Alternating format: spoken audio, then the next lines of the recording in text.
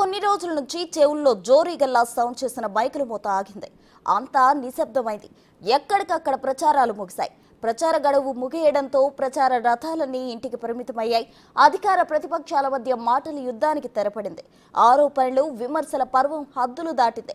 రాష్ట్రంలో రాజకీయ రచ్చరేపిన సార్వత్రిక ప్రచారానికి బ్రేకు పడింది.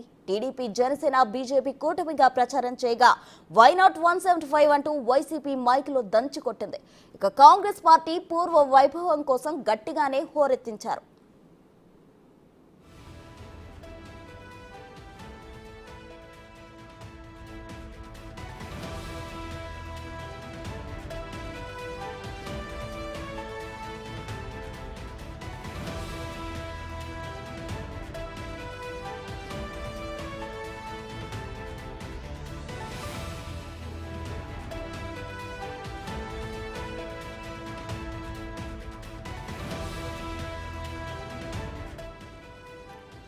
మేమంతా సిద్ధం పేరుతో బస్సు యాత్ర చేశారు జగన్మోహన్ రెడ్డి.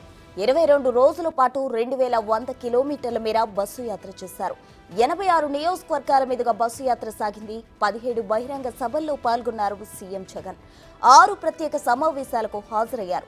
9 చోట్ల భారీ రోడ్ షోలు నిర్వహించారు. ఇడుపురపాయలో ప్రారంభమైన బస్సు యాత్ర చక్కెరలో ఎండైంది. తరువాత గత నెల 28వ తేదీ నుంచి నేటి వరకు నిర్విరామంగా రోజుకు 3 సభల చొప్పున సుడిగాలి ప్రచారం చేశారు. చివరిగా పిఠాపురంలో ఎండ్ ఆఫ్ ద స్పీచ్ పై ప్రచారాన్ని గ్రాండ్ గా ఎండ్ చేశారు.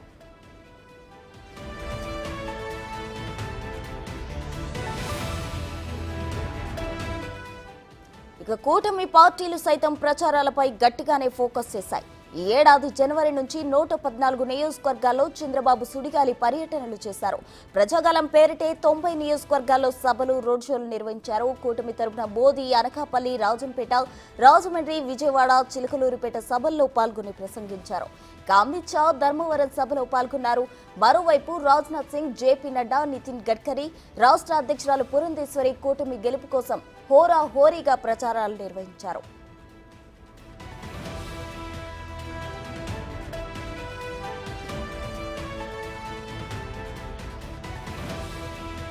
పొత్తులో భాగంగా వెళ్తున్న పవన్ కళ్యాణ్ కాకినాడ సభతో ప్రచారానికి ఎండ్ కార్డ్ వేశారు. రాష్ట్ర వ్యాప్తంగా 42 నియోజకవర్గాల్లో పాల్గొన్న పవన్ అభ్యర్థులను గెలిపించాలని ప్రసంగించారు. ఇక యోగాలం పేరుతో పాదయాత్ర చేసిన లోకేష్ 6 సభల్లో పాల్గొని కూటమి మద్దతుకు అభ్యర్థించారు. ఇక మంగళగిరి, కుప్పంలో టీడీపీ గెలుపు కోసం భువనేశ్వరి భారీ సభలు నిర్వహించారు.